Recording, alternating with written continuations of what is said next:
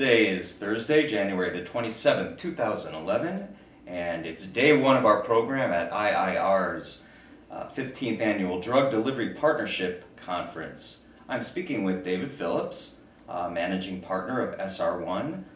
Thank you for joining us today, David. Pleasure. Good to meet you. Yeah. SR1 is GSK's corporate venture capital arm, correct? Yeah. Can you tell us a little bit about that? What do you do there? Yeah, so SR1's been around since 1985 from the SmithKline organisation. Obviously, in the merger, came together with Glaxo, and it's a traditional venture capital fund. It's an evergreen fund. Okay. We've currently got about 200 million invested in about 20 life science companies. We've probably invested close on 600 million over the time. Our primary goal is to make money, but our secondary goal is we're a strategic investor, so we will look at, we're like a crow's nest looking at technologies several years out, and we're looking to invest and go with those companies, really understand the space. So for instance, recently we invested in Constellation Pharmaceuticals, which is an epigenetics company.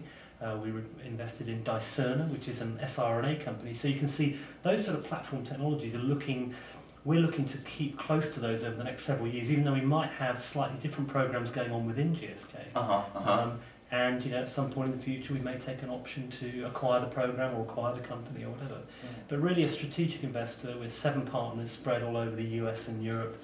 And one of the new remits, which I was talking about this morning, was spinning technologies out of GSK and creating value. Because really, at the end of the day, we're transaction people, and it was seen that SR1 was a logical place to put that. Yeah, in fact, well, first of all, as far as the venture capital and the investment side goes, where does drug delivery fit in? Where does specialty pharma fit in at this point? Well, from your perspective? you would have seen from my presentation this morning that Ligand just acquired Cydex Pharmaceuticals, and we were in fact a primary investor in Cydex. So there's an example where historically we have investments in drug delivery companies. I think in the modern era, if you look back to David's presentation from Deutsche Bank this morning, there's no doubt that the investment thesis for drug delivery companies has evolved now, where you really do have to have your own drug programs within that platform technology. And I think if we saw something very attractive in that space, I'm sure we would be interested in investing. And you're doing a lot of internal R&D in that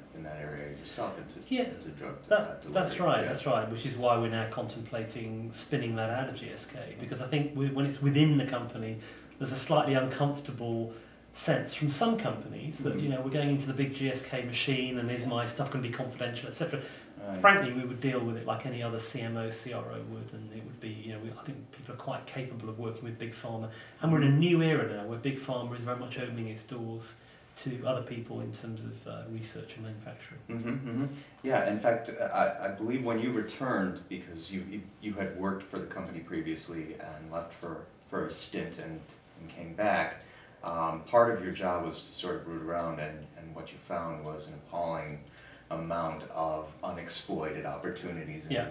Correct. Can you expound on that a little bit for us? Yeah, I mean, essentially what we did was we went on a bit of a PR offensive within GSK to the heads of the key functions in research, pharmaceutical development, chemical development, manufacturing, all the R&D heads, and also to the staff in general, saying, look, if you have a good idea, or you see a piece of technology that's not being exploited, then come to SR1 and highlight that.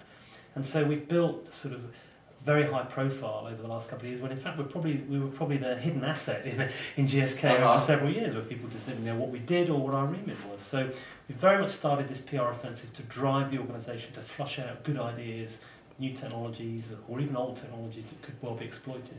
So for example, in the manufacturing arena, we have some IP which could well be used in consumer, in FMCG companies, outside pharma, and we're looking to exploit those.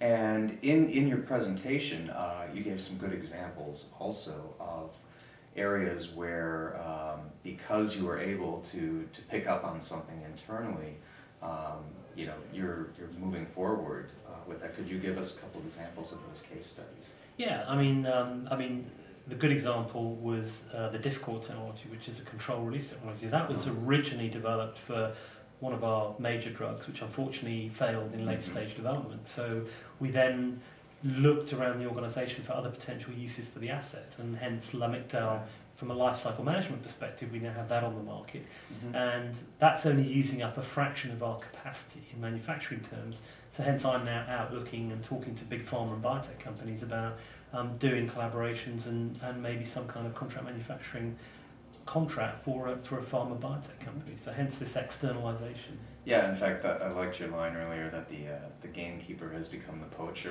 I Yeah. believe. Well, as we're sitting in the booth area Right. there next to